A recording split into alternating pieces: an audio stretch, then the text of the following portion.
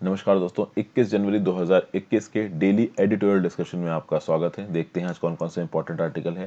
पहला आर्टिकल लिखा हुआ है फैजल मुस्तफ़ा जी ने, removing the creases in house work valuation.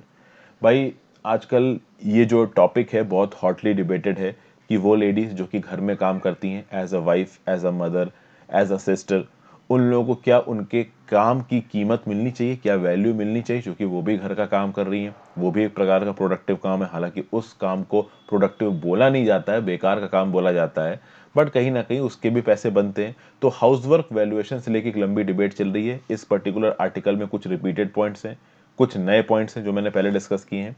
यहाँ पे बस मैं आपसे ये कहूँगा कि एक पर्टिकुलर वीडियो मैंने ऑलरेडी बना रखी है, paying for domestic work, the real solution for हाउसवाइफ्स। इस वीडियो को देख लीजिए।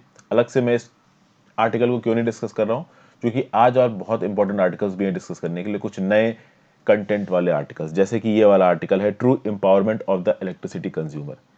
इस आर्टिकल में मनबिका मंडल जी ने और श्री कुमार नाहलूर जी ने क्या बताया है कि रिसेंटली ये जो सरकार रूल्स लेके आई है, electricity rights of consumers rules 2020, ये यूनिवर्सल इलेक्ट्रिफिकेशन की बात करते हैं। बट कुछ टर्म्स में ये जो रूल्स है ना, ये अकाउंटेबिलिटी को लेके नहीं आ रहे हैं, और कहीं ना कहीं जो अलग अलग राज्यों में इलेक्ट्रिसिटी को लेके ऑलरेडी रूल्स बने हुए हैं वो ज़्यादा स्ट्रिक्ट हैं, और ये जो electricity rights of consumers rules 2020 आए हैं ये कम स्ट्रिक्ट हैं। और पहले के भी जो रूल्स हैं और ये वाला जो रूल आया है इलेक्ट्रिसिटी रूल्स 2020, इनमें एक कॉमन चीज है कि दोनों रूल्स इलेक्ट्रिसिटी अथॉरिटी को अकाउंटेबल नहीं कर रहे। अकाउंटेबिलिटी का प्रोसीजर यहाँ पे उतने स्ट्रिक्ट तरीके से फिक्स नहीं किया गया है, और आथर का यही बोलना है कि अगर आप अकाउंटेबिलिटी फिक्स नहीं करोगे तो इलेक्ट्रिसिटी की जो प्रॉब्लम आ रही है हमारी देश की जनता को, वो आगे भी आती रहेगी। तो जो भी कुछ भी आर्टिकल में है उसके बारे में बताऊंगा मैं आपको। फिर युगांडा में जो रिसेंटली इलेक्शन प्रोसेस हुआ है और उनके जो प्रेसिडेंट है यूवेरी मुसुवेनी, ये फिर से ताकत में आ गए हैं। बट कहीं ना कहीं इनका ताकत में आने का जो तरीका बताया गया है, इस बार मोडस ऑपरेंडी बताया गया, वो गलत बताया गया है। इनके जो अपोजिशन में लीडर थे रॉबर्ट क्यागुलवानी, पॉप म्यूजिशियन थे, वो हार गए हैं, लेकिन उन्होंने इनके ऊपर इल्ज़ाम लगाया, यानी कि यूवेरी मुसेवेनी जो अभी के लिए प्रेसिडेंट है, इनके ऊपर इल्ज़ाम लगाया है कि इन्होंने वोटर फ्रॉड किया है। तो युगांडा का नक्शा देखेंगे, इसके इमीडिएट नेबरहुड में कौन कौन सी कंट्रीज आती है ये देखेंगे, और इसकी पॉलिटिक्स को समझने की कोशिश करेंगे ब्रीफ में युगांडा की पॉलिटिक्स के बारे में। फिर नेक्स्ट है managing the roll out. Vaccine hesitancy है। इस वैक्सीन हेजिटेंसी को लेके कोवैक्सीन और कोविशील्ड का जो एडमिनिस्ट्रेशन हो रहा है इंडिया में, उसको लेके रिसेंटली क्या स्टैटिस्टिक्स निकल के आ रहे हैं, और ऐसा क्या है फ्रंटलाइन वर्कर्स के दिमाग में और डॉक्टर्स के दिमाग में कि वो वैक्सीन को उतने फैनफेयर और इंथुजियाज्म के साथ नहीं ले रहे हैं। इसके बारे में एक दो पॉइंट्स बताए गए, वो देखेंगे। फिर long shadow of Trumpism. Trumpism जल्दी निकलने वाला नहीं है अमेरिकन पॉलिटी से। इसके ऊपर मैं बहुत से आर्टिकल्स पे वीडियो बना चुका हूं, इसलिए यहां पे मैं डिस्कस नहीं कर रहा हूं। ये जो आर्टिकल है पर्टिकुलर, ये थोड़ा पोलराइज करने वाला आर्टिकल है, थोड़ा कम्युनलाइज करने वाला आर्टिकल है। यहाँ पे सिटीजनशिप अमेंडमेंट एक्ट को रिसेंटली फॉर्म लॉ से जोड़ा गया है। आप कह सकते हो कि मुस्लिम आइडेंटिटी को सिख आइडेंटिटी के साथ जोड़ा गया है। कोई प्रॉपर स्टैटिस्टिक नहीं है, ठीक है ना कहीं एजुटेशन को धर्म के पर्सपेक्टिव से देखा गया है। तो इस तरीके के आर्टिकल्स में स्किप करता हूँ, ये भी स्किप कर रहा हूँ। ये वाला आर्टिकल हम लोग डिस्कस करेंगे, the many infirmities of China's western theatre command. Xi Jinping की क्या पॉलिसी रही है चाइना की मिलिट्री को लेके, क्या वो सही है, क्या वो गलत है। Xi Jinping western theatre command को किस तरीके से लेके चल रहे हैं, चाइना में कौन कौन सी थिएटर कमांड्स है, और जो चाइना की आर्म्ड फोर्सेस है उनको कैसे एडमिनिस्टर किया जाता है चाइना में, उनको कैसे प्रमोशन दिया जाता है, और क्यों जो चाइना की आर्म्ड फोर्सेस हैं हो सकता है वो इतनी इंथुजियास्टिक ना हो जितना कि इंडिया की आर्म्ड फोर्सेस हैं। इन सब चीज़ों के बारे में कुछ स्पेसिफिक पॉइंट्स बता रखे हैं इस आर्टिकल में, तो इस आर्टिकल को भी डिटेल में देखेंगे। आगे बढ़ने से पहले वीडियो पे लाइक का बटन दोस्तों, अगर अब तक आपने इस चैनल को शेयर और सब्सक्राइब नहीं किया है, इस पर्टिकुलर वीडियो को शेयर और सब्सक्राइब नहीं किया है, तो बिल्कुल कर दीजिए। मेरी हेल्प करने के लिए आप ज्वाइन बटन दबा के चैनल के मेंबर ही बन सकते हैं। इंस्टाग्राम पे फॉलो कर लीजिए, आपके जेन्युइन डाउट्स जवाब दूंगा। टेलीग्राम ग्रुप ज्वाइन कर लीजिए, वहां पे आपको इस पर्टिकुलर लेक्चर की पीडीएफ मिल जाएगी। अब देखिए, नए साल के पहले वीक में जो चाइनीज प्रेसिडेंट थे जी जिनपिंग, उन्होंने अपनी आर्म फोर्सेस को कहा कि आप कॉम्बैट रहिए, कभी भी आपको कॉम्बैट में इन्वॉल्व होना पड़ सकता है। बहुत सारी ट्रेनिंग एक्सरसाइजेस कराई गई। मिलिट्री पर्सन्स के लिए मिस्टर जी जिनपिंग ने नए रूल्स निकाले कि उनका सिलेक्शन कैसे किया जाएगा, उनकी ट्रेनिंग कैसे की जाएगी, उनका प्रमोशन कैसे किया जाएगा। ओवरऑल मिलिट्री जिस प्रकार से काम करती है यूएसए में, उसको थोड़ा बहुत यहाँ पे चेंज करने की बात कर रहे हैं कौन, Xi Jinping. Western theatre command की बात की गई इस आर्टिकल में। तो सबसे पहले देख लेते हैं चाइना में कौन कौन सी थिएटर कमांड्स है। तो अगर ये पूरा का पूरा चाइना का नक्शा देखा जाए तो पूरा का पूरा जो ये वॉलेट रंग में आपको इलाका दिख रहा है, ये वेस्टर्न थिएटर कमांड में सबसे बड़ा कमांड है। हमारा जो इलीगली ऑक्युपाइड अक्साई चीन है, जो कि हमारा पार्ट है, वो चाइना की इसी वेस्टर्न थिएटर कमांड के अंदर आता है। बाकी और कमांड सबको नॉर्दर्न कमांड दिख रही है, सेंट्रल कमांड दिख रही है, ईस्टर्न कमांड दिख रही है, साउदर्न कमांड दिख रही है। और इस नक्शे को देख के बहुत आप आराम से गेस कर सकते हो कि जो सबसे बड़ा इलाका है वो इस वेस्टर्न कमांड के कंट्रोल के अंदर है। ठीक है, अब यहां पे समझने की कोशिश ये करते हैं कि चाइनीज प्रेसिडेंट जी जिनपिंग ने पहले हफ्ते में अपनी फोर्सेस को रेडी रहने के लिए क्यों कहा। सीधी सीधी बात है कि भाई यूएसए में जो बाइडेन यूएस प्रेसिडेंट बनने वाले हैं 20 जनवरी को। मिस्टर जी जिनपिंग सीधे सीधे अपनी आर्म्ड फोर्सेस को और अपनी पूरी दुनिया को ये सिग्नल देना चाहते हैं कि जो चाइना की मिलिट्री है वो कॉन्फिडेंट है, जो चाइना की मिलिट्री है वो मिलिट्रीली प्रिपेयर्ड है। तो अगर यूएसए अपनी कोई पॉलिसी बदलेगा, जिससे साउथ चाइना सी में चाइना की बादशाहत को कम करने की कोशिश की जाएगी या ताइवान स्ट्रेट में किसी भी प्रकार का मिलिट्री इंटरवेंशन करने की कोशिश की जाएगी, तो वहां पे चाइना मिलिटरीली इन्वॉल्व हो जाएगा। मतलब यहां पे जी जिनपिंग पूरी दुनिया को और यूएसए को एक सिग्नल भेज रहे हैं कि अगर आपने साउथ चाइना सी में और ताइवान स्ट्रेट में एक लिमिट से ज्यादा इंटरफेयर किया, चाइना के स्ट्रेटेजिक पॉलिसी को वॉयलेट करने की कोशिश की, जो चाइना बोलता है ना कि 9 डैश लाइन के अंदर पूरा का पूरा साउथ चाइना सी उनका है, ये जो ताइवान है वो हमारा है, इसके साथ कोई दूसरा फॉरेन रिलेशन नहीं रखेगा, तो इसके साथ कोई भी अगर छिड़काव करेगा तो मिलिट्री कॉन्फ्लिक्ट होगा। इस बात का इनडायरेक्टली संदेश दिया है यहाँ पे किसने, जी जिनपिंग ने। दूसरी बात क्या बोली जा रही है, mister जी's aggressive pursuit of disputed territories in South China Sea, Taiwan and across borders with India has increased the chances of military conflict। देखिए भाई, कहीं ना कहीं साउथ चाइना सी में ज्यादा टेरिटरीज को क्लेम कर रहा है चाइना, ताइवान को पूरा का पूरा क्लेम करता है चाइना, जबकि ताइवान बोलता है हमें चाइना के साथ नहीं मिलता, और लाइन ऑफ एक्चुअल कंट्रोल पे इंडिया के साथ भी कॉन्फ्लिक्ट चल रहा है चाइना का। तो इन सारे चीजों के बीच में आप देख सकते हो कि जो चांसेस है मिलिट्री कॉन्फ्लिक्ट के वो बहुत ज्यादा बढ़ गए हैं।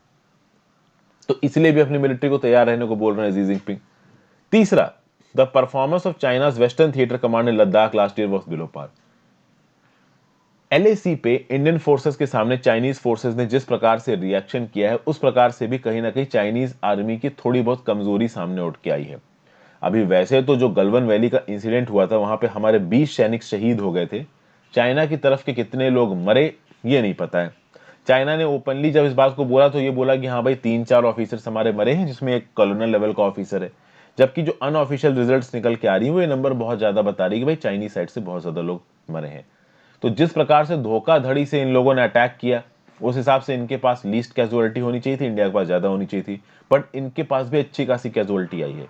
और उसके बाद जो इंडियन आर्मी का रिटेलिएशन था, जिसमें जो स्ट्रेटेजिक माउंटेनियस हाइट्स थी रिजंगला की, उनको कब्जा लिया इंडियन आर्मी ने। इन सब चीजों को देखते हुए जो चाइनीज आर्मी है ना, उसकी थोड़ी बहुत कमी यहां पे नजर आ रही है।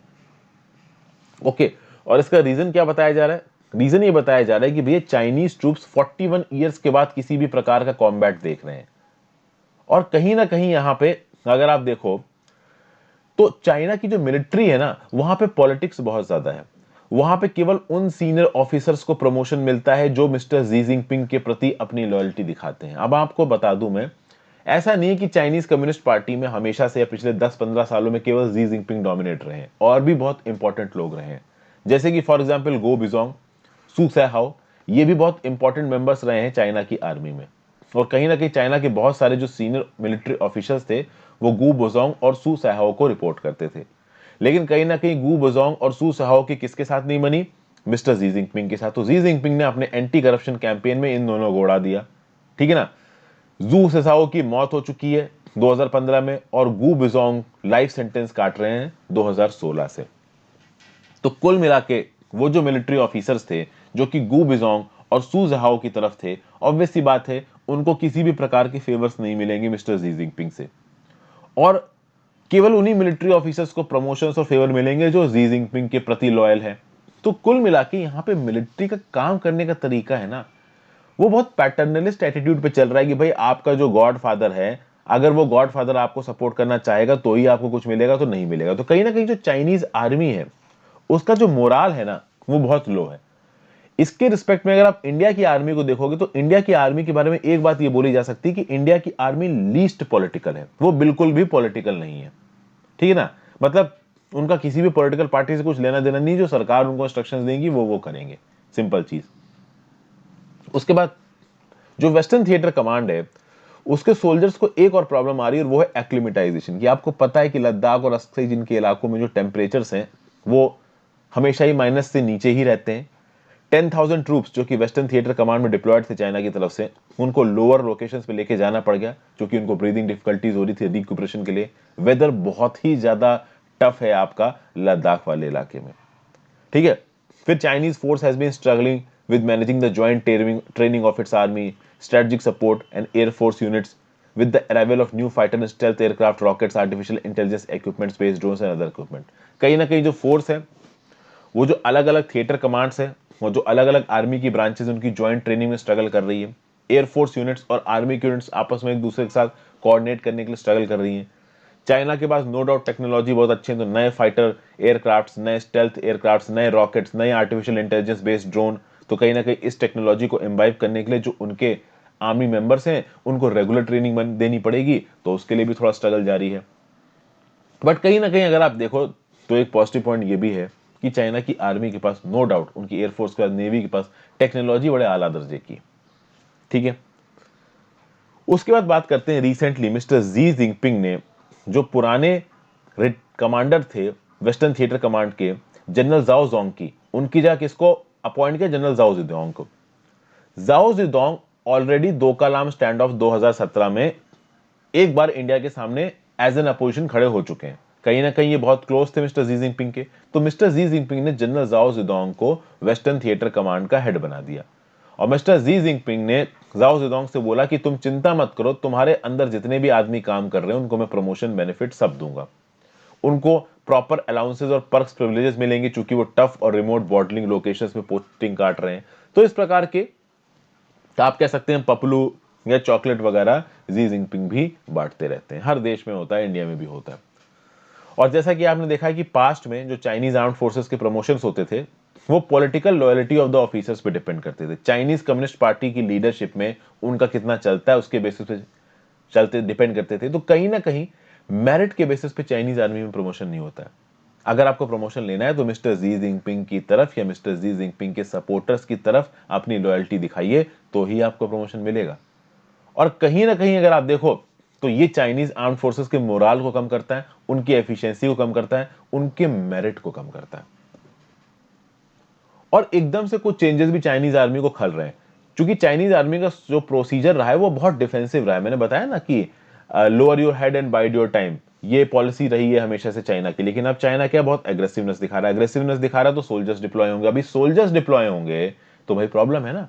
फिर तो जो पोस्टर डिफेंसिव था वो ऑफेंसिव बदल चुका है, तो सोल्जर्स बहुत ही प्रोएक्टिव लेवल पे बॉर्डर पे लड़ेंगे तो कहीं ना कहीं भाई उनको वो आदत होनी चाहिए। अब अगर बात करिए तो कहीं ना कहीं Xi Jinping Chinese arm forces को रीस्ट्रक्चर करने की बात कर रहे हैं। जो जॉइंट थिएटर कमांड का कंसेप्ट है रीजनल थ्रेट्स को डील करने के लिए, इसको इंट्रोड्यूस किया जी जिनपिंग ने। आर्टिफिशियल इंटेलिजेंस के कंसेप्ट को ला रहे हैं, इंटेलिजेंस बेस्ड वॉरफेयर को लेके आ रहे हैं। बट कहीं ना कहीं ये सारे कंसेप्ट अमेरिकन कॉन्सेप्ट है। और अमेरिका का क्या हिसाब है कि देखिए अमेरिका की जो आर्म फोर्सेस है वो रेगुलर प्रैक्टिस में इराक में वॉर लड़ा, ठीक है ना, अफगानिस्तान में वॉर लड़ा, तो उनकी जो आर्मी है ना वो रेगुलरली वॉर की प्रैक्टिस में। चाइना की आर्मी इतना वॉर की प्रैक्टिस में नहीं रही है, तो कहीं ना कहीं चाइना की आर्मी उस लेवल पे इन डॉक्ट्राइंस को इम्बाइब नहीं कर पाई है जिस लेवल पे अमेरिका ने इम्बाइब किया। कौन से डॉक्ट्रिन्स को? तो ज्वाइंट थिएटर कमांड के डॉक्ट्रिन को, आर्टिफिशियल इंटेलिजेंस और इंटेलिजेंस बेस्ड वॉरफेयर को इम्बाइब करना, क्योंकि चाइना ने इतने वॉर लड़े ही नहीं है रिसेंटली, ठीक है भाई। और कुछ और स्ट्रक्चरल इश्यूज भी हैं चाइना की आर्म फोर्सेस में। वो एक पॉलिटिकल फोर्स है, प्रोफेशनल फोर्स नहीं। जैसे Indian army it is a professional force, China की आर्मी पॉलिटिकल फोर्स है। तो भाई कम्युनिस्ट पार्टी ऑफ चाइना में अलग अलग जो सेंटर्स ऑफ पावर हैं, तो भाई आर्मी के भी अलग अलग हिस्से उन सेंटर ऑफ पावर्स के साथ अटैच्ड होंगे। अभी जी जिनपिंग ताकतवर होके आ गए हैं तो उनको जो फॉलो नहीं करता था उसको जी जिनपिंग पनिश कर रहे थे। फिर चाइना की आर्मी में जो पर्सनल्स हैं उनको कोई प्रॉपर मेरिट बेसिस पे ना सिलेक्ट करके कंस्क्रिप्ट सिस्टम है। आपको पता है China one party family system है, एक फैमिली में एक ही बच्चा हो सकता है और उस फैमिली के एक बच्चे को भी उठा के जबरदस्ती आर्मी में डाल दिया गया।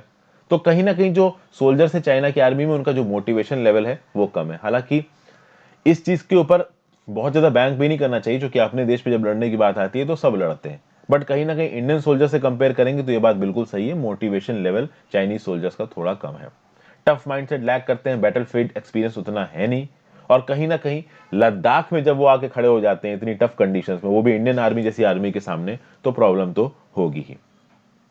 कई बातें इस आर्टिकल में बताई गई हैं, यहाँ पे कमियां पॉइंट की गई हैं वेस्टर्न थिएटर कमांड की। ठीक है भाई, नेक्स्ट आर्टिकल पे चलते हैं। True empowerment of the electricity consumer without strong accountability provisions the consumer protection rules will not guarantee better power supply quality. अब देखिए यहाँ पे शुरुआत में क्या बोला जा रहा है, did electricity consumers truly get empowered this December. दिसंबर में क्या हुआ, दिसंबर में आए यूनियन पावर मिनिस्ट्री के द्वारा electricity rights of consumers rules 2020। ये electricity rights of consumers rules क्या बोल रहे हैं, यूनिवर्सल इलेक्ट्रिफिकेशन को लाने की कोशिश कर रहे हैं। 2018 में जो प्रेजेंट की बीजेपी की सरकार है उन्होंने यूनिवर्सल इलेक्ट्रिफिकेशन की बात की थी, और उसके 2 साल बाद यूनिवर्सल इलेक्ट्रिफिकेशन के लिए ये electricity rights of consumers use 2020 लेके आए गए हैं।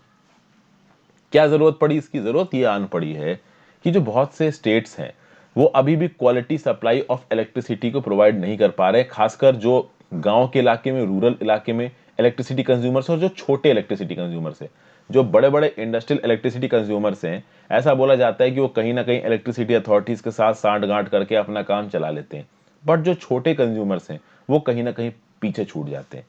इसीलिए कंज्यूमर सेंट्रिक नियम कानूनों की जरूरत थी।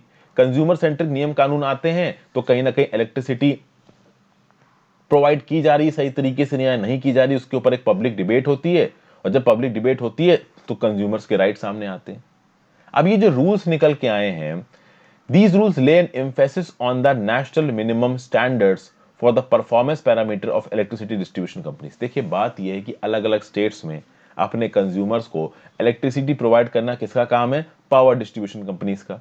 और ये जो पावर डिस्ट्रीब्यूशन कंपनीज हैं इनके कुछ स्टैंडर्ड्स होते हैं, ये स्टैंडर्ड्स क्या होंगे इसको बताया गया है किसके थ्रू, इस electricity rights of consumer rules 2020। अब समझिए बात को, स्टेट गवर्नमेंट ऑलरेडी अपने अपने जो इलेक्ट्रिसिटी के फील्ड में जो नियम कानून होते हैं उनको समय समय पर निकालते रहते हैं।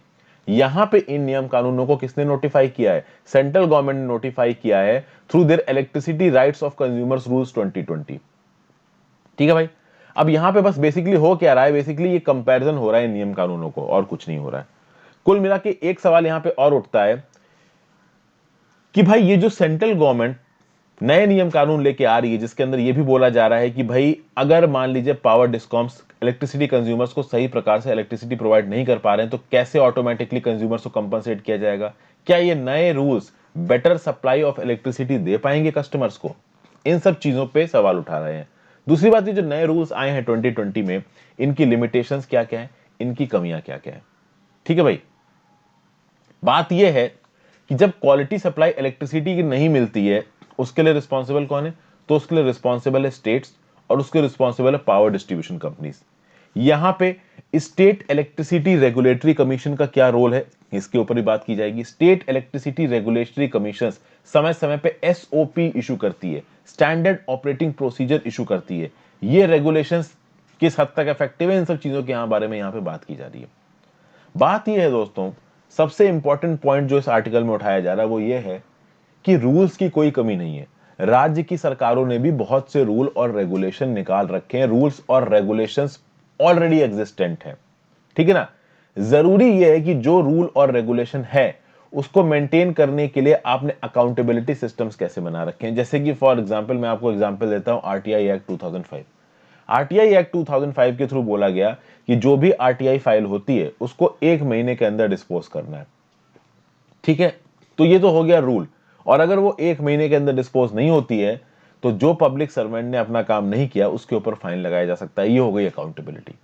तो नियम कानून बनाया और अगर उस नियम को आपने फॉलो नहीं किया तो आपको उसके लिए रिस्पॉन्सिबल ठहराया जाएगा, आप अकाउंटेबल हो गए। 2 चीजें हो गई। उसी प्रकार से जब इलेक्ट्रिसिटी से रिलेटेड कोई नियम कानून बनाया जाता है तो आपने नियम कानून बनाया, और अगर वो नियम कानून को सही तरीके से इंप्लीमेंट नहीं किया गया तो आपके ऊपर अकाउंटेबिलिटी आई। ये जो अकाउंटेबिलिटी मैकेनिज्म है ना, ये मिसिंग है इलेक्ट्रिसिटी के रूल्स में। ये स्टेट गवर्नमेंट जो इलेक्ट्रिसिटी के रूल्स बनाती है उसमें भी मिसिंग है। ये जो सेंट्रल गवर्नमेंट ने अभी अभी ये जो नए रूल्स बनाए हैं राइट्स ऑफ कंज्यूमर्स रूल 2020, इसमें भी मिसिंग है। इससे पहले जितने भी इलेक्ट्रिसिटी से रिलेटेड लॉज आए हैं, जैसे कि ड्राफ्ट नेशनल टैरिफ पॉलिसी आई थी, फिर अभी रिसेंटली इलेक्ट्रिसिटी एक्ट में जो अमेंडमेंट्स प्रपोज किए गए हैं, जो अलग अलग कमिटीज बनाई, उन्होंने जो जो भी अपने रिकमेंडेशंस दिए हैं, कहीं ना कहीं अकाउंटेबिलिटी कंसर्न्स को इग्नोर किया गया। किस प्रकार से आप अकाउंटेबिलिटी रखोगे, जो लोग काम कर रहे हैं, इस चीज को इग्नोर किया गया। इन रूल्स में क्या लिखा हुआ है?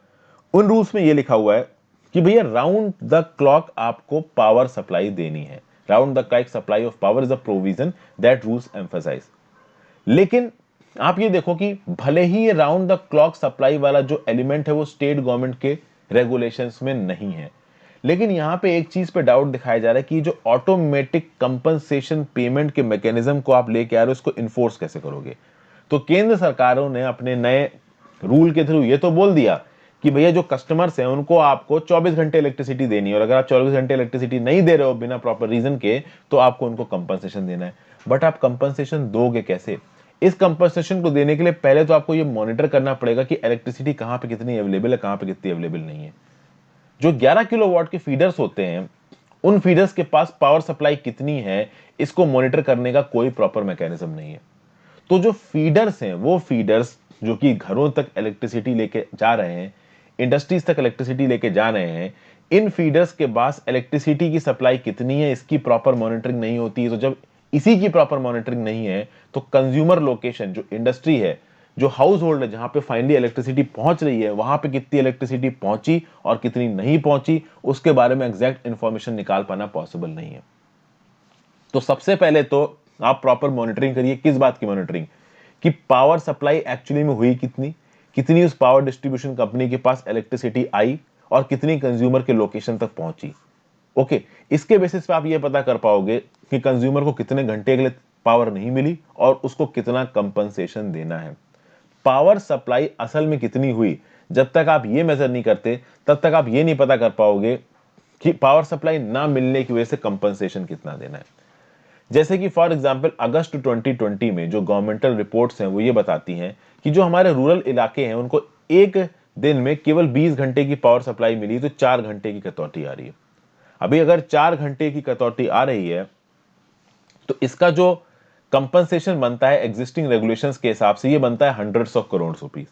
लेकिन भाई कुछ राज्य की सरकारों ने केवल कुछ लाख रुपए एज अ कंपनसेशन दिया है, और ये कंपनसेशन भी केवल उन इलेक्ट्रिसिटी के कंज्यूमर्स को मिलता है जो कि रिसोर्सफुल है, जो कि अपने ताकत के दम पे, अपनी स्टैंडिंग के दम पे अपनी बात राज्य की सरकार तक पहुंचा सकते हैं। तो कुल मिला के अभी का जो स्टैटिस्टिक्स आ रहा है, पहली बात मैंने आपको क्या बताई कि इनएडिक्वेट मॉनिटरिंग, फीडर लाइंस में कितनी इलेक्ट्रिसिटी फीड हो रही है, कंज्यूमर्स के पास कितनी इलेक्ट्रिसिटी पहुंच रही है, इसकी प्रॉपर काउंटिंग नहीं है। मान लीजिए काउंटिंग हो भी गई और ये पता चला कि भाई किसी एक इलाके में 24 घंटे में से 20 घंटे इलेक्ट्रिसिटी गई, 4 घंटे इलेक्ट्रिसिटी नहीं गई, तो वो जो 4 घंटे का कंपनसेशन देना है, वो कंपनसेशन हंड्रेड्स ऑफ करोड़ में जाता है, जो कि सबको मिल नहीं पाता। केवल कुछ रिसोर्सफुल लोग जो कि हायर लेवल्स पे जाके अपनी अर्जी फाइल कर पाते हैं, उन्हीं को कंपनसेशन मिलता है, बाकी किसी को कंपनसेशन नहीं मिलता है। तो खास बात दोस्तों ये है कि अगर आप एग्जिस्टिंग प्रोविजंस को बदल रहे हो, तो उसको बदलने के साथ साथ स्ट्रॉन्ग अकाउंटेबिलिटी के प्रोविजंस भी आपको लेने हैं। जब तक स्ट्रॉन्ग अकाउंटेबिलिटी के प्रोविजंस आप नहीं लाओगे, तब तक कुछ होने वाला नहीं है। उल्टा यहां पे इस इलेक्ट्रिसिटी के एक्ट को इस बेसिस पे क्रिटिसाइज किया जा रहा है कि ये उल्टा कमजोर कर रहा है एग्जिस्टिंग स्टेट के लॉस को, जो कि इलेक्ट्रिसिटी के रिस्पेक्ट में है। फॉर एग्जाम्पल बात करते हैं इलेक्ट्रिसिटी के मीटर रिलेटेड कंप्लेंट्स की। मीटर रिलेटेड कंप्लेंट्स क्या है, मैं आपको खुद बताता हूं। मैं अभी कुछ दिन पहले ही अपने नए घर में जब शिफ्ट हुआ, तो वहां पे मैंने देखा कि मेरा जो मीटर था मेरे घर का, वो खराब था। आपको पता है मुंबई में बड़ी बड़ी बिल्डिंगें हैं, ओके, किसी एक फ्लैट में मीटर खराब था। मैं पवई के इलाके में शिफ्ट हुआ था, यहाँ पे टाटा पावर इलेक्ट्रिसिटी प्रोवाइड करता है। तो मीटर खराब था, मैंने मीटर की कंप्लेंट डाली। अभी मीटर की कंप्लेंट को रिजॉल्व होने में 20-22 दिन लगे। चलिए, अच्छी बात है। अब समझिए यहाँ पे बात को क्या बोला जा रहा है। ये जो नए नियम कानून निकल के आए हैं सेंट्रल गवर्नमेंट की तरफ से, ये क्या बोलते हैं कि अगर आप फॉल्टी मीटर की कंप्लेंट डालते हो, तो वो कंप्लेंट का रेजोल्यूशन 30 दिन के अंदर होना चाहिए from the date of receipt of a complaint. तो अगर फॉल्टी इलेक्ट्रिक मीटर की कंप्लेंट आई है, तो वो मीटर 30 दिन के अंदर रिप्लेस होना चाहिए। चलिए भाई, अच्छी बात है। लेकिन अगर आप कुछ स्टेट गवर्नमेंट्स की बात करो, तो 2004 में आंध्र प्रदेश में, 2007 में बिहार में, 2012 में मध्य प्रदेश में ये बोला गया कि फॉल्टी मीटर की कंप्लेंट आती है तो उस कंप्लेंट को रिजॉल्व करना है 7 दिन के अंदर। तो कोई कंप्लेंट आ रही है तो उससे रिलेटेड अगर कोई टेस्टिंग करनी हो, 7 दिन के अंदर रिजॉल्व होनी चाहिए। तो 2004 में आंध्र प्रदेश में, 2007 में बिहार में और 2012 में मध्य प्रदेश में, 2004, 7, 12 यहां पे इन स्टेट्स में कंप्लेन के रेजोल्यूशन का जो दिन डाल रखे हैं वो 7 दिन डाल रखे हैं। और इतने सालों से ये 7 दिन के आप कह सकते हो कि नोटिस पीरियड पे चल रहे हो। और अब यहां पे आप एक सेंट्रल गवर्नमेंट का लॉ लेके आ रहे हो जो कि बोल रहा है कि नोटिस पीरियड काम करने का कितना है, 1 साल का। तो ये तो काम गड़बड़ है ना। जो रूल्स ऑलरेडी स्ट्रिक्ट थे उनको आप रिलैक्स कर रहे हो, ठीक है। उसके बाद कंज्यूमर ग्रीवेंस रिडक्शन प्रॉब्लम से रिलेटेड कुछ बोला गया है। क्या बोला गया है?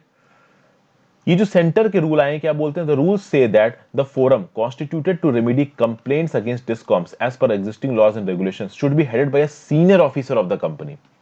तो ये जो केंद्र के सरकार के जो नियम आए हैं वो ये बोल रहे हैं कि जो कंज्यूमर ग्रीवेंस रिडक्शन मैकेनिज्म है, जो कि कंप्लेंट्स को देखेगा, जो कि electricity department of a state के अगेंस्ट आ रही है, इसको जो हेड करेगा ना पर्सन, वो पर्सन एक हायर लेवल का ऑफिसर होगा उसी कंपनी का, यानी उसी स्टेट डिस्कॉम का। अभी ये एक रिग्रेसिव पोजीशन है। क्यों रिग्रेसिव पोजीशन है? क्योंकि देश की बहुत सी अलग अलग जो सरकारें हैं ना, उन्होंने डिस्कॉम के एम्प्लॉय को इस फोरम का हेड होने से मना कर दिया। जैसे कि अगर आप दिल्ली की बात करिए तो दिल्ली के स्टेट रेगुलेशंस क्या बोलते हैं कि भाई कंज्यूमर ग्रीवेंस रिडक्शन फोरम जो दिल्ली के इलेक्ट्रिसिटी डिपार्टमेंट का है, उसका जो हेड होगा ना वो एक ऐसा पर्सन होगा जो कि पिछले 2 सालों में, ठीक है ना, दिल्ली की स्टेट इलेक्ट्रिसिटी डिपार्टमेंट से नॉन इन्वॉल्व रहा हो। वो दिल्ली के स्टेट इलेक्ट्रिसिटी डिपार्टमेंट से अगर इन्वॉल्व है पिछले 2 सालों में, तो वो कंज्यूमर ग्रीवेंस रिडक्शन फोरम का हेड नहीं हो सकता। क्योंकि ऑब्वियस सी बात है, अगर आप किसी एक स्टेट के इलेक्ट्रिसिटी डिपार्टमेंट के साथ जुड़े हुए हो तो कहीं ना कहीं आप अपने ही डिपार्टमेंट की खामियों को सामने लेके नहीं आओगे। इसीलिए यहां पे दिल्ली ने क्या बोला कि भाई इलेक्ट्रिसिटी डिपार्टमेंट का नहीं, कोई बाहर के पर्सन को हम पकड़ के लाएंगे और हेड बनाएंगे। उसी तरीके से आप महाराष्ट्र की बात कर लीजिए, तेलंगाना की बात कर लीजिए, बिहार की बात कर लीजिए। ये कुछ ऐसे स्टेट्स हैं जहां पे इन्होंने अपने कंज्यूमर ग्रीवेंस रिडक्शन फोरम के हेड किसको बनाया है? एक रिटायर्ड सीनियर जुडिशियल ऑफिसर को बनाया है, या किसी इंडिपेंडेंट मेंबर को बनाया है, एक ऐसे मेंबर को बनाया है जो कि इनके स्टेट इलेक्ट्रिसिटी बोर्ड का नहीं है। लेकिन अब बात यह है कि सेंट्रल गवर्नमेंट ने नियम कानून निकाल दिए और सेंट्रल गवर्नमेंट बोल रही है कि उसी स्टेट डिस्कॉम का एक हायर लेवल का ऑफिसर। तो ऑब्वियस सी बात है वो स्टेट्स जो ऑलरेडी इलेक्ट्रिसिटी की फील्ड में अच्छा कर रहे हैं, अच्छे तरीके से मैनेजमेंट कर रहे हैं, वहां पे मैनेजमेंट थोड़ा सा आप कह सकते हो न्यूट्रलाइज हो सकता है, थोड़ा सा कम इफेक्टिव हो सकता है। तो कुल मिला के यहां पे हमने 2 चीजें देखी। एक तो कंज्यूमर ग्रीवेंस रिडक्शन फोरम को जो हेड करेगा वो हेड कौन होगा, इसके बेसिस पे कहीं ना कहीं जो सेंट्रल लॉज है वो स्टेट लॉज को कमजोर कर रहे हैं। दूसरा कौन से बेसिस पे कमजोर कर रहे हैं कि जो कंप्लेंट्स आती है उन कंप्लेंट्स के डिस्पोजल टाइम को। तो भाई सेंटर बोल रहा है कि डिस्पोजल टाइम 1 महीना होना चाहिए और बहुत सारी राज्य की सरकारों में डिस्पोजल टाइम केवल 7 दिन का है। फिर कुछ और बात निकल के आ रही है। नेट मीटरिंग का कंसेप्ट, नेट मीटरिंग का कंसेप्ट समझते हो दोस्तों? सोलर एनर्जी के टर्म्स में नेट मीटरिंग के कंसेप्ट की बात की जाती है। यूपीएससी प्रीलिम्स में इससे रिलेटेड सवाल ही पूछा जाता है। नेट मीटरिंग का कंसेप्ट क्या है कि मान लीजिए आपने अपने घर में छत पे, आपका एक बहुत बड़ा घर है और आपने छत पे एक सोलर पावर प्लांट लगा दिया। अभी उस सोलर पावर प्लांट से जो भी इलेक्ट्रिसिटी पैदा होती है वो आपके घर के कामों में इस्तेमाल हो जाएगी। मान लीजिए घर के कामों में जितनी इलेक्ट्रिसिटी पैदा हुई का इस्तेमाल हुई और जितनी पैदा हुई वो ज्यादा है, तो जो इलेक्ट्रिसिटी एक्स्ट्रा पैदा हुई है उसको आप ग्रिड में फीड कर सकते हो। वो ग्रिड का कनेक्शन आपके घर तक आएगा और जो भी एक्स्ट्रा इलेक्ट्रिसिटी आप ग्रिड में फीड करोगे उसके लिए आपको इलेक्ट्रिसिटी डिपार्टमेंट अलग से पेमेंट दे देगा। इसको बोला था नेट मीटरिंग। तो मतलब आपके घर में आपने एक छोटा सा पावर प्लांट सा लगवा लिया सोलर का, और उस पावर प्लांट से जितनी भी एक्स्ट्रा बिजली आप प्रोड्यूस कर रहे हो वो ग्रिड में फीड कर दो, आपको पेमेंट मिल जाएगी। अब ये जो नए सेंट्रल गवर्नमेंट के नियम निकल के आ रहे हैं वो क्या बोल रहे हैं कि अगर रूफटॉप सोलर जो यूनिट लगी है घरों में, अगर वो 10 किलोवाट से कम की है तो ही नेट मीटरिंग लागू होगी। 10 किलोवाट से ज्यादा की है तो नेट मीटरिंग लागू होगी या अभी क्लियर नहीं है।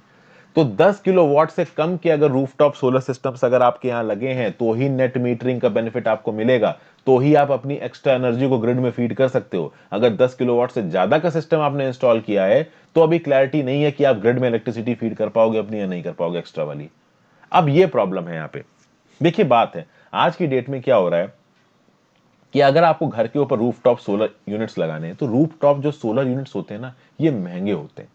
तो कहीं ना कहीं आपको कस्टमर्स को और कहीं ना कहीं स्टेट को इंसेंटिव देना है कि हाँ भाई सोलर पावर को और प्रमोट करो। अभी यहां पे 10 किलोवाट से ज्यादा के प्लांट में अगर आप ये बोल दोगे कि नेट मीटरिंग का बेनिफिट ही आपके पास अवेलेबल नहीं है तो बहुत सारे लोग सोलर एनर्जी के लिए ऑप्ट ही नहीं करेंगे। लोगों को तो इस चीज से सपोर्ट मिलेगा ना कि भाई हमारी जो एक्स्ट्रा एनर्जी पैदा हो रही है उसको हम ग्रिड में फीड कर देंगे तो उससे हमको पैसा मिल जाएगा। ठीक है, तो ये एक एनवायरमेंटली फ्रेंडली ऑप्शन भी होगा, कॉस्ट इफेक्टिव ऑप्शन भी होगा, और कहीं ना कहीं जो एनर्जी कोल वगैरह से प्रोड्यूस हो रही है, तेल वगैरह से प्रोड्यूस हो रही है, गैस से प्रोड्यूस हो रही है, उसकी कंजम्पशन भी कम हो जाएगा। तो भाई 10 किलोवाट से कम वाले रूफटॉप सोलर प्लांट्स में अगर आप नेट मीटरिंग लेके आओगे, जो कि अभी इन रूल्स में बोला गया इलेक्ट्रिसिटी कंज्यूमर रूल्स 2020 से, ये भी काम गड़बड़ है। ठीक है ना भाई। तो ये 3 बेसिस बताए गए जिसके बेसिस पे ये बोला गया है कि जो सेंट्रल गवर्नमेंट के नियम आ रहे हैं ये ऑलरेडी एग्जिस्टिंग स्टेट गवर्नमेंट के नियमों को वॉयलेट कर रहे हैं, क्योंकि कुछ राज्य की सरकारों में ये बोला है कि भाई 10 किलोवाट से ज्यादा का भी अगर आपका रूफटॉप सोलर कनेक्शन है तो नेट मीटरिंग की सुविधा आपको मिलेगी। तो 3 जगहों पे यहां पे जो सेंट्रल गवर्नमेंट का नियम कानून है वो काम गड़बड़ कर रहा है। उसके बाद एक और क्वेश्चन यहां पे पूछा गया है, कमिटमेंट क्या होना चाहिए सेंट्रल गवर्नमेंट का? कमिटमेंट होना चाहिए अकाउंटेबिलिटी लेके आना है। अकाउंटेबिलिटी कैसे लेके आना है? तो स्टेट इलेक्ट्रिसिटी रेगुलेटरी कमीशन के ऊपर प्रेशर डालो।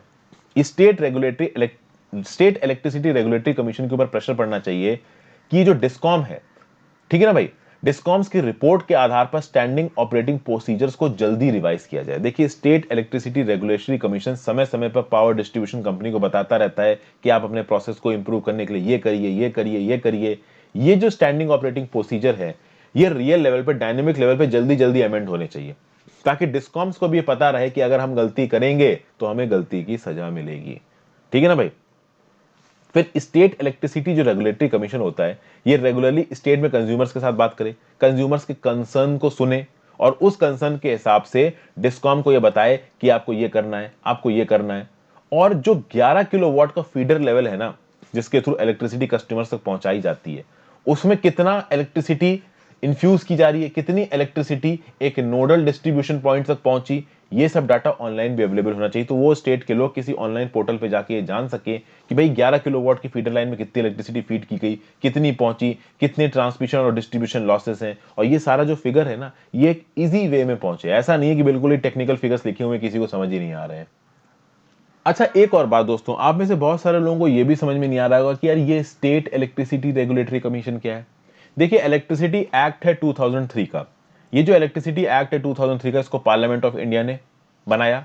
इसके थ्रू एक सेंट्रल इलेक्ट्रिक रेगुलेटरी कमीशन बनाया गया केंद्र के लेवल पे, और एक स्टेट इलेक्ट्रिसिटी रेगुलेटरी कमीशन बनाया गया हर स्टेट में। और इस स्टेट इलेक्ट्रिसिटी रेगुलेटरी कमीशन को यह रिस्पॉन्सिबिलिटी दी गई कि उस स्टेट में इलेक्ट्रिसिटी से रिलेटेड जो प्रॉब्लम्स है उसको पॉइंट आउट करिए। तो जो पावर डिस्ट्रीब्यूशन कंपनीज है, फॉर एग्जांपल उत्तर प्रदेश में Uttar Pradesh power corporation limited, ये जो काम करती है यूपीपीसीएल, उसके ऊपर ध्यान कौन देगा? स्टेट इलेक्ट्रिसिटी रेगुलेटरी कमीशन, जो कि किसके थ्रू बना है? इलेक्ट्रिसिटी एक्ट 2003 के थ्रू। जैसे होता है ना कि ह्यूमन राइट्स के फील्ड में एक नेशनल ह्यूमन राइट्स कमीशन बना दिया और स्टेट के लेवल पे एक स्टेट ह्यूमन राइट कमीशन बना दिया, उसी तरीके से इलेक्ट्रिसिटी की फील्ड में सेंट्रल लेवल पे सेंट्रल इलेक्ट्रिसिटी रेगुलेटरी कमीशन और स्टेट के लेवल पे स्टेट इलेक्ट्रिसिटी रेगुलेटरी कमीशन बनाया गया। फिर भाई एक फोरम ऑफ रेगुलेटर्स भी होता है। ये फोरम ऑफ रेगुलेटर्स क्या है? देश भर में जितने भी स्टेट इलेक्ट्रिसिटी रेगुलेटरी कमीशन काम कर रहे हैं उसको अगर कलेक्ट करके बना दो तो आप क्या बन जाता है? Forum of regulators. ये फोरम ऑफ रेगुलेटर्स समय समय पे अपडेटेड स्टैंडर्ड ऑफ प्रोसीजर्स के लॉ इशू करेगा। उन स्टैंडर्ड ऑफ प्रोसीजर्स को स्टेट वाइज चेंज करके, अमेंड करके स्टेट में इंप्लीमेंट करवाना किसका काम है? स्टेट इलेक्ट्रिसिटी रेगुलेटरी कमीशन का। स्टेट इलेक्ट्रिसिटी रेगुलेटरी कमीशन जो भी रिकमेंडेशंस देता है स्टेट की सरकार को, उस पर्टिकुलर डिस्कॉम को, वो बाइंडिंग तो नहीं होते बट कहीं ना कहीं उनको मानना जरूरी होता है। ओके, जो सेंट्रल इलेक्ट्रिसिटी अथॉरिटी है इंडिया की, उसके लिए जरूरी है कि वो समय समय पे क्वालिटी डाटा को कलेक्ट करे डिस्कॉम से और उनको ऑनलाइन पोर्टल्स पे डिस्प्ले करे, एनालिसिस रिपोर्ट्स पब्लिश की जाए ताकि लोग इन रिपोर्ट्स को पढ़ सके, ताकि लोगों का भी प्रेशर आए, मीडिया प्रेशर आए, एक्सपर्ट प्रेशर आए। समझ गए भाई। और अभी के लिए जो क्वालिटी ऑफ इंफॉर्मेशन अवेलेबल है नेशनल पावर पोर्टल जैसे ऑनलाइन प्लेटफॉर्म्स पे, इस क्वालिटी ऑफ इंफॉर्मेशन को भी और इंप्रूव करने की जरूरत है। ठीक है ना भाई। तो ये सब चीजें यहां पे बताई जा रही है, कहीं ना कहीं स्टेट एजेंसीज के ऊपर प्रेशर डाल के स्टैंडर्ड ऑपरेटिंग प्रोसीजर को चेंज करके अकाउंटेबिलिटी को इन्फ्यूज करने की यहां पे बात की जा रही है। और इसके लिए शुरुआत में फंड्स भी देने पड़ेंगे। तो केंद्र सरकार को हो सकता है कि राज्य की सरकारों को फंड भी देने पड़े इनिशियली, बट वो भी देने जरूरी हैं, क्योंकि कहीं ना कहीं वन टाइम एफर्ट लगा के जो ओवरऑल इलेक्ट्रिफिकेशन ड्राइव चलाई जा रही है ना देश में, उनको सक्सेसफुल करना है। तो ये जो रूल्स आए हैं इलेक्ट्रिसिटी कंज्यूमर रूल्स, इसमें कोई प्रॉब्लम नहीं है। ये रूल्स अच्छे हैं, कोई बात नहीं, वेल एंड गुड, बट कहीं ना कहीं अकाउंटेबिलिटी को इंश्योर करना है। और अकाउंटेबिलिटी को आप इंश्योर सीधे सीधे रूल्स के थ्रू नहीं कर सकते हो। अकाउंटेबिलिटी को इंश्योर करने के लिए जो स्टेट इलेक्ट्रिसिटी रेगुलेटरी कमीशन है वो समय समय पे स्टैंडर्ड ऑपरेटिंग प्रोसीजर को डिसाइड करें, जिसके हिसाब से पावर डिस्ट्रीब्यूशन कंपनीज काम करेंगी। और अगर प्रोफेशनल तरीके से काम धीरे धीरे अपग्रेड होके होता ना, तो कल की डेट में धीरे धीरे अकाउंटेबिलिटी भी आ जाएगी। एकदम से अकाउंटेबिलिटी ला पाना पॉसिबल नहीं है, but it should be a gradual process. और इसके लिए यहां पे प्रैक्टिकल सॉल्यूशन दे रहा है ऑथर ये बोल रहा है कि चलो भाई, नियम कानूनों के थ्रू अकाउंटेबिलिटी नहीं ला पा रहे हो तो कम से कम स्टैंडर्ड ऑपरेटिंग प्रोसीजर के थ्रू ले आओ। ये बातें यहां बताई गई हैं। आई होप आपको आर्टिकल समझ में आ गया हो। अब बात करते हैं polls apart. Uganda under Museveni needs to reinforce the people faith in democratic process. सबसे पहले तो आप युगांडा का नक्शा देखिए। यहां पे ये आपको दिख रहा है युगांडा, इसके नॉर्थ में आपको दिख रहा है साउथ सूडान, वेस्ट में आपको दिख रहा है democratic Republic of Congo, east में केनिया, साउथ में आपको रवांडा भी दिख रहा है और तंजानिया भी दिख रहा है। आपसे एक सवाल है, ये जो इतनी बड़ी वाटर बॉडी दिख रही है ना आपको, युगांडा, केनिया और तंजानिया के ट्राई जंक्शन पे, इस वाटर बॉडी का नाम क्या है? नीचे मुझे कमेंट बॉक्स में बताओ। तो युगांडा, तंजानिया और केनिया के ट्राई जंक्शन पे जो इतनी बड़ी इनलैंड वाटर लेक दिख रही है आपको, इसका नाम क्या है? नीचे कमेंट बॉक्स में बताइए याद से। अब आ जाते हैं अपनी न्यूज पे। युवेरी मुसेवेनी, ये युगांडा के 76 ओल्ड के लीडर हैं। 1986 से ये प्रेसिडेंट बने हुए युगांडा के, और ये फिर से 5 साल के लिए चुन लिए गए हैं as a president of Uganda. कब? 14 जनवरी के प्रेसिडेंशियल इलेक्शंस को। लेकिन ये जो प्रेसिडेंशियल इलेक्शंस हैं, ये पॉलिटिकली कंटेस्टेड इलेक्शंस है। ऐसा बोला जा रहा है कि ये जो इलेक्शंस हुए हैं ये गलत तरीके से हुए हैं। This is the worst political crisis of Uganda. Elections rigged है। युगांडा का इलेक्टोरल कमीशन ने जब इलेक्शन के रिजल्ट्स को डिक्लेयर किया तो यह बोला कि 59% ऑफ द वोट्स गए हैं मुसेवेनी साहब के पास, और बचे हुए वोट्स में से 34% वोट्स गए हैं रॉबर्ट क्यागुलवानी साहब के पास। ये पॉप म्यूजिशियन है, इनको बॉबी वाइन के नाम से भी देखा जाता है, माना जाता है। इनकी म्यूजिक वाली वीडियोस आपको यूट्यूब पे मिल जाएंगी। मिस्टर वाइन ने मिस्टर मुसेवेनी के अगेंस्ट वोटर फ्रॉड का इल्जाम लगाया है। गवर्नमेंट ने इस इल्जाम को खारिज कर दिया है। गवर्नमेंट ने मिस्टर वाइन को, जो कि है रॉबर्ट क्यागुलवानी, और इनके बहुत सारे सपोर्टर्स को जो कि जुड़े हुए हैं नेशनल यूनिटी प्लेटफॉर्म के साथ, उनको उठा के हाउस अरेस्ट में डाल दिया है, जेल में डाल दिया है। अपोजिशन के अगेंस्ट भागना बहुत आम बात है युगांडा में। अब तो खैर ये पूरी दुनिया में ही आम बात बढ़ गई है। वाइड स्प्रेड रिपोर्ट्स निकल के आ रही युगांडा से कि स्टेट रिप्रेशन हो रहा है। किसका? अपोजिशन का। तो मिस्टर वाइन का, मिस्टर रॉबर्ट क्यागुलवानी का भी अपोजिशन हो रहा है। बहुत बार इनको पकड़ के जेल में डाला गया है। He has been detailed several times. इनकी रैलीज पे अटैक किया है युगांडा के सिक्योरिटी पर्सनल्स ने। और जब ये सब हो रहा था, बहुत बार इंटरनेट को शट डाउन कर दिया गया, सोशल नेटवर्क्स को शट डाउन कर दिया गया, क्योंकि मिस्टर रॉबर्टो के पास, क्या नाम है इनका, मैं नाम थोड़ा सा ट्रिकी है यहाँ पे, मिस्टर रॉबर्ट क्यागुलवानी के पास अपने प्रोपोगंडा को फैलाने के लिए जो सबसे पोटेंट तरीका था वो था सोशल मीडिया। तो यहाँ पे सोशल मीडिया को भी रूलिंग गवर्नमेंट ने ब्लॉक किया है।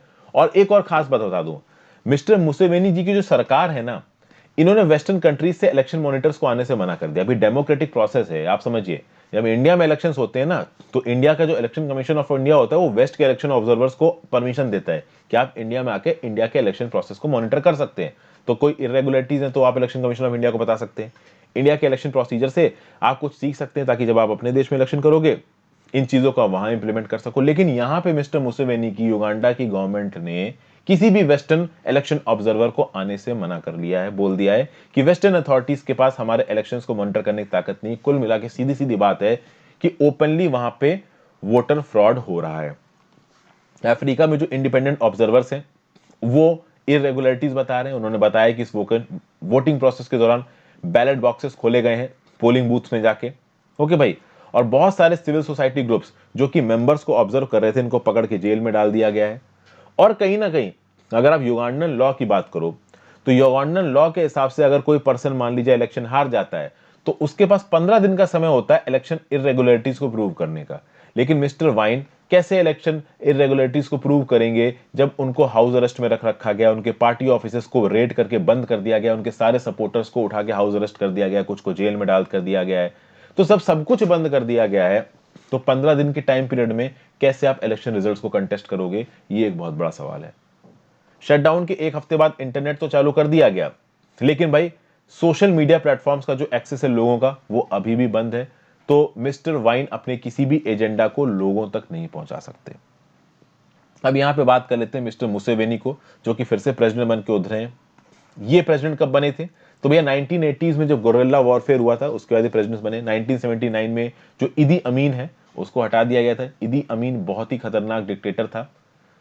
एक मूवी है the last king of Scotland, जितना मुझे याद आ रहा है यही नाम है, the last king of Scotland, उसमें इदी अमीन को दिखाया गया है। आप जाके एक बार उस मूवी को देखिए, अच्छी मूवी है। तो मिस्टर मुसेवेनी की जो पार्टी थी उसका नाम था नेशनल रेजिस्टेंस मूवमेंट।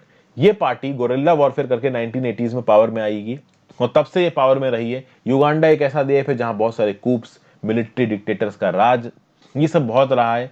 जो युगांडन पॉलिटी रही है वो काफी वोलेटाइल रही है, वायलेंट रही है। मिस्टर मुसेवेनी जब ताकत में आए उन्होंने बोला कि भाई मैं सब कुछ अच्छा अच्छा करूंगा, मैं रिफॉर्म्स लेके आऊंगा, स्टेबिलिटी लेके आऊंगा। देखने को लग रहा है कि अभी कुछ खास ऐसी स्टेबिलिटी आई नहीं है। मिस्टर मुसेवेनी ने बहुत तेजी से पावर को कंसोलिडेट किया है। उन्होंने स्टेबल गवर्नमेंट तो बनाई और कहीं ना कहीं शुरुआत में युगांडा को वेस्ट का एलाई भी बनाया ताकि ईस्ट अफ्रीका में रेडिकलिज्म ना आ पाए। लेकिन धीरे धीरे मिस्टर मुसेवेनी अपनी ताकत को बहुत ज्यादा कंसोलिडेट करते रहे, अपनी ताकत को बहुत ज्यादा टाइटन करते रहे और अपने अगेंस्ट जो अपोजिशन था उसको दबाते गए। 2005 में मिस्टर मुसेवेनी ने संविधान को अमेंड कर दिया और संविधान को अमेंड करके बोला कि प्रेसिडेंशियल टर्म लिमिट्स के ऊपर कोई लिमिटेशन नहीं है। अभी 1980s में आप आ गए हो पावर में और अगर आपको अपनी मृत्यु तक प्रेसिडेंट रहना है तो किसी भी प्रकार का प्रेसिडेंशियल टर्म्स पे बाहर नहीं होना चाहिए। फिर ये बोला गया law scrapping the age limit of 75 for presidential candidates. पहले क्या था कि 75 साल से अगर आप ज्यादा के हो तो आप प्रेसिडेंट नहीं बन सकते युगांडा में। अभी वो एज वाला फैक्टर भी हटा दिया गया है। ऑलरेडी आपने देखा ही कि मुसेवेनी 76 ईयर्स के हो चुके हैं। तो कहीं ना कहीं अपनी ग्रीड ऑफ पावर के चक्कर में फेयर इलेक्टोरल प्रोसेस को पीछे छोड़ के आगे बढ़ने की कोशिश कर रहे हैं मिस्टर मुसेवेनी। और यहां पे इसके चलते मिस्टर वाइन की जो पॉपुलैरिटी है वो क्लियर कट बढ़ते नजर आ रही। इतने वोटर फ्रॉड के बाद भी ये पता चल रहा है कि मिस्टर वाइन के पास 34% वोट है, यानी मोस्ट प्रोबेबली आगे आने वाले समय में पावर ट्रांसफर होगा अगर लोग मिस्टर वाइन का सपोर्ट करते हैं। लेकिन प्रॉब्लम यह है कि जब रूलिंग जो लीडर होता है ना वो इस प्रकार का रिप्रेशन, इस प्रकार की डिक्टेटरशिप दिखाता है, तो जब ट्रांसफर ऑफ पावर होता है ना वो बहुत ज्यादा वायलेंट होता है। जो लोग खुद वायलेंस करते हैं, जो कि इस समय पे मिस्टर मुसेवेनी कर रहे हैं, उनके खिलाफ भी वायलेंस होता है। ये बात हिस्ट्री में प्रूव हो चुकी है। ठीक है ना। यहाँ पे तो मिस्टर मुसेवेनी को यहाँ पे काफी क्रिटिसाइज किया जा रहा है। आगे बात करते हैं मैनेजिंग द रोल आउट। इसमें एक या दो ही इंपॉर्टेंट पॉइंट्स हैं। इस आर्टिकल के ज्यादातर इंपॉर्टेंट पॉइंट्स को हमने डिस्कस कर रखा है। The government must investigate and publicise the reasons for vaccine hesitancy. Recently आपको मैं बता दूं कि कोवैक्सीन ने अपनी रिस्ट्रिक्टेड इमरजेंसी यूज वाली, भारत बायोटेक ने अपनी जो कोवैक्सीन वैक्सीन है इसके रिस्ट्रिक्टेड इमरजेंसी यूज में कुछ आप कह सकते हो कि टर्म्स एंड कंडीशंस इशू किए। अगर आपको एलर्जी है, अगर आपको फीवर है, अगर आपको ब्लीडिंग डिसऑर्डर है, अगर आपकी इम्यूनिटी कॉम्प्रोमाइज है तो भाई आप इस वैक्सीन को मत लीजिए। साफ साफ भारत बायोटेक ने बोल दिया है। कहीं ना कहीं कोविशील्ड के लिए भी बात बोली गई है कि अगर आपकी वैक्सीन, अगर आपकी इम्यूनिटी कॉम्प्रोमाइज है, अगर आपकी तबीयत बहुत ज्यादा खराब है, कोई दूसरी बीमारी है आपको या कोई एलर्जी, फीवर, कुछ इस प्रकार की चीजें, तो आप कोविशील्ड की वैक्सीन मत लीजिए। अब ये एक अलग बात है कि एक आदमी ऑलरेडी मौत के कगार पे पड़ा हुआ है और उसको कोरोना हो रखा है, तो उसके लिए आर पार का खेल है, या तो जिंदा रहूंगा या मर जाऊंगा। तो ऐसे केसेस में तो वैक्सीन दे ही दी जाती है। ठीक है। बट नॉर्मल केसेस में ये बोला जा रहा है कि अगर आप ठीक हो और इमीडिएटली आपको कोई प्रॉब्लम नहीं है और आपको कोई और दूसरी मेडिकल कंडीशन है तो कोवैक्सीन की वैक्सीन मत लीजिए। अब कोवैक्सीन के रिस्पेक्ट में यह बोला जा रहा है कि बिना एविडेंस के कोवैक्सीन को इंट्रोड्यूस कर दिया गया। इंडिया में हो यह रहा है कि भाई इंडिया में अगर आप पहले तो बात करो टारगेट्स की कि भाई कितने टारगेट्स फुलफिल हुए हैं, जिस लिमिट पे वैक्सीनेशन के टारगेट्स रखे गए थे सरकार के द्वारा उस लिमिट पे हो नहीं पाए। बहुत सारे ऐसे स्टेट्स हैं जहां पे 40% ऑफ द वैक्सीनेशन टारगेट से कम कवर हो रहा है। अभी तक देखा जाए तो 1.4 मिलियन का टारगेट बनाया गया था पहले कुछ दिनों में, लेकिन केवल 7,86,000 को ये वैक्सीन दी गई है। लोगों को दो चॉइसेस दिए गए और अभी वो लोग कौन है? ये जो हेल्थ वर्कर्स हैं, जो डॉक्टर्स हैं, उन्हीं को ही। तो जो हेल्थ वर्कर्स डॉक्टर्स अभी केवल उनका इम्यूनाइजेशन चल रहा है। इनको चॉइस दी गई कि भाई आप या तो वैक्सीन ले लो या मत लो, आप इनोकुलेट हो जाओ या मत हो। इनोकुलेट मतलब आपको वैक्सीन का शॉट दिया गया। लेकिन ये चॉइस नहीं दी गई कि आप कोविशील्ड की वैक्सीन लेना चाहते हैं या कोवैक्सीन की वैक्सीन लेना चाहते हैं। तो ऑब्वियस सी बात है बहुत सारे हेल्थ वर्कर्स ने बोला हमको वैक्सीन नहीं चाहिए। लेकिन जो सोचा गया था कि जैसे ही वैक्सीन आएगी सब लोग दौड़ते हुए जाके दवाइयां ले लेंगे, वो नहीं हो रहा है। इंथुजियास्टिक क्यूज नहीं है। बहुत सारे ऑफिशियल्स ऐसे हैं जो अभी वैक्सीन नहीं लेना चाहते हैं। बहुत सारे हॉस्पिटल्स में कैंपेन चलाया जा रहा है डॉक्टर्स के सामने, हेल्थ वर्कर के सामने कि आप दवाई लीजिए, दवाइयां बड़ी अच्छी हैं। लेकिन डॉक्टर्स और हेल्थ वर्कर्स ये पढ़े लिखे लोग हैं, ये बेवकूफ नहीं है। अगर इनको इमीडिएट प्रॉब्लम नहीं है तो ये वैक्सीन लेने में इंटरेस्टेड नहीं नजर आ रहे हैं। तो कहीं ना कहीं एंड में वही बात बोली जा रही है जो हर जगह कही जाती है कि गवर्नमेंट, जरूरी है गवर्नमेंट के लिए कि वो लोगों के अंदर कॉन्फिडेंस जगाए, ये बताए, ये प्रूव करे कि जो वैक्सीन गवर्नमेंट ने इंट्रोड्यूस की हैं ये सेफ और एफिशिएंसियस है। क्योंकि एफिशिएंसियस और सेफ के बीच का फर्क, एफिशिएंसियस और एफिशिएंसी के बीच का फर्क बहुत ज्यादा है। एफिशिएंसी मतलब अच्छी हो सकती है, ज्यादा चांसेस है कि अच्छी होगी, और सेफ मतलब 100% अच्छी और 100% सही करेगी। इन दोनों में फर्क, और फर्क हेल्थ वर्कर्स डॉक्टर्स जानते हैं।